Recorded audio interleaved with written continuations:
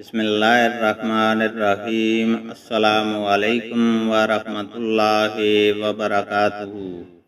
حدیث نبوی صلی اللہ علیہ وسلم ہے، نبی کریم صلی اللہ علیہ وسلم نے مدینہ والوں کے لیے ذوالخلیفہ کو میقات مقرر کیا، شام والوں کے لیے جوفا، نجد والوں کے لیے قرن المنازل اور یمن والوں کے لیے یلملم۔